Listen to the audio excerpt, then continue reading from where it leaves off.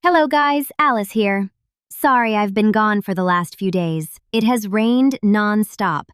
A big storm came in over the weekend and it knocked our power out. We finally have electricity again, and I'm happy to be back. So anyway, today's news story. A small art commission dispute recently escaped containment and became the latest battlefield in the never-ending argument over generative AI. On July 18th, an artist named Nyorune posted that she had declined a commission request through VGen because the prospective client included an AI-generated image as a visual reference. The client's message was apparently fairly straightforward. They explained that they already had a Vroid model commissioned by another artist, but they had used AI to generate additional ideas for what they wanted. They then brought that material to Nyorune as a reference for a new commission. Nyorune declined the request and sent the client this response. "Hello, I'm sorry, but you're not someone I want to work with. Using AI is an instant no. I hope this experience will dissuade you from using Gen AI in the future." She then posted the exchange publicly with the caption, "Just had to decline a VGen request because the client sent me an AI-generated reference. How hard can it be?" And predictably, the entire thing exploded. Some artists supported her completely. Other people argued that she had every right to reject the commission, but didn't need to speak to the client like they were a misbehaving child. A few people suggested that she could have simply asked the client to provide a written description, a mood board, some photographs, or even a crude sketch instead.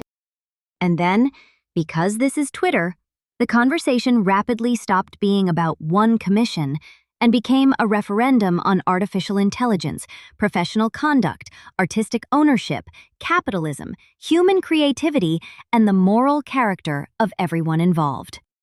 So let me begin with the part where I agree with the artist. She absolutely had the right to decline a commission. I am generally pro-AI. I use AI as part of my creative process. I believe it can be an incredibly useful tool for brainstorming, experimentation, and allowing independent creators to accomplish things they otherwise could not afford to produce. But being pro-AI does not mean that I believe every artist is obligated to work with me. An independent artist is running a business. They can decide what subjects they will draw, which tools they will interact with, what industries they want to support, and which clients they feel comfortable accepting.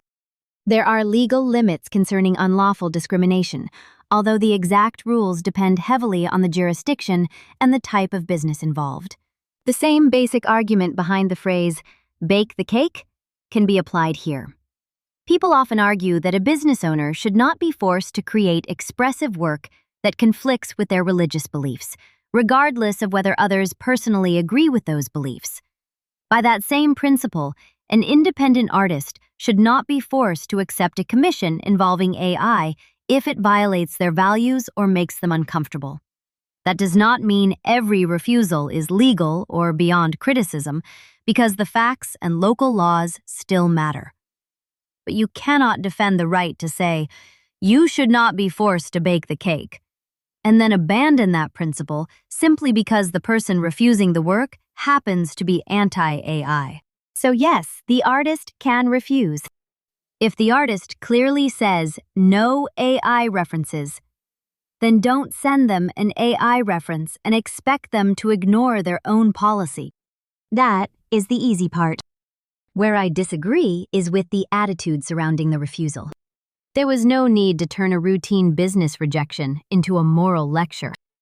You could simply say, "Thank you for your interest, but I do not accept AI-generated material as part of my commission process. You are welcome to resubmit with a written description or a non-AI mood board." That communicates the boundary. It offers the client an alternative. It keeps the interaction professional. Nobody needs to be publicly humiliated, and nobody needs to be treated as though they committed some grave ethical offense by showing you a reference image. The client was trying to pay a human artist. Think about that for a moment. This person could have continued generating images until they received something vaguely usable. Instead, they approached an artist, offered to pay for the artist's labor, and openly disclosed how the reference was created. They did not appear to hide it. They did not pretend the AI image was hand-drawn. They did not ask Nayarun to copy another artist's portfolio.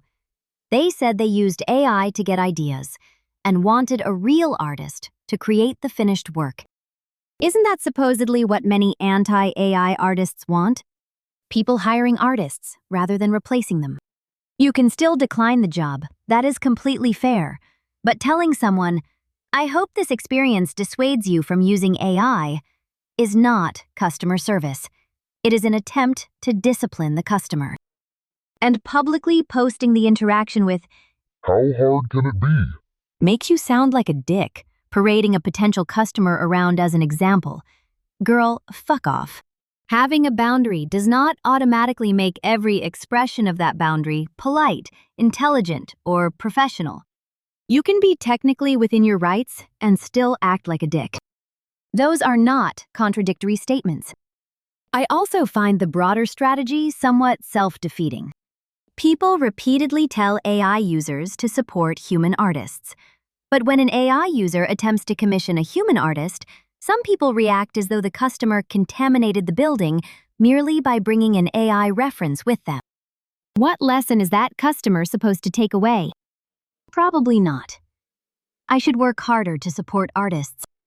The lesson is more likely to be, dealing with commission artists is exhausting, so I'll do everything myself. That does not mean every artist must compromise their values to secure a sale. Nobody is entitled to another person's labor. But businesses should still consider the practical results of how they treat potential customers. If your objective is to persuade people to move away from AI, hostility is probably one of the least effective methods available. You could educate the client. You could explain your concerns. You could request a different form of reference. Or you could simply decline without turning it into content. There is also another reason I personally avoid commissioning random artists online: the issue of ownership and usage rights. A lot of customers assume that paying for a commission means they own everything associated with the completed image. Legally, that is usually not automatic. Under United States copyright law, the person who creates an original artwork generally begins as its copyright owner. A commissioned artwork only becomes a legally recognized work made for hire under specific circumstances, and commissioned works must fit particular statutory categories and satisfy the required written agreement. Otherwise, the artist can transfer the copyright separately or grant the customer a limited license. VGen itself describes its standard licenses as agreements granting permission to use copyrighted work under particular conditions. Its system allows artists to distinguish between personal and commercial uses, instead of treating payment as an automatic copyright transfer. That system may be legally normal, but I still do not personally like navigating it. You can pay hundreds of dollars for an image and discover that you purchased only limited personal usage. Commercial use may cost extra. Merchandise may cost extra. Editing the image may be restricted. In some agreements, the artist retains permission to display and promote the work. An artist drawing your established original character does not automatically gain ownership of your entire character concept simply because they produced one illustration. But the commissioned image itself may still belong to the artist unless the copyright was properly transferred. Personally, I value self-sufficiency. I am fortunate because I already know how to draw. I can use AI to experiment with shapes, costumes, poses, or general concepts, pick apart whatever is useful, and then redraw the idea myself from scratch. That gives me direct control over the final artwork and avoids arguments over whether I can edit it, animate it, use it commercially, or hand it to somebody else later. I am not claiming that pressing a button automatically makes someone an accomplished artist. I am saying AI can function as one part of a larger creative workflow.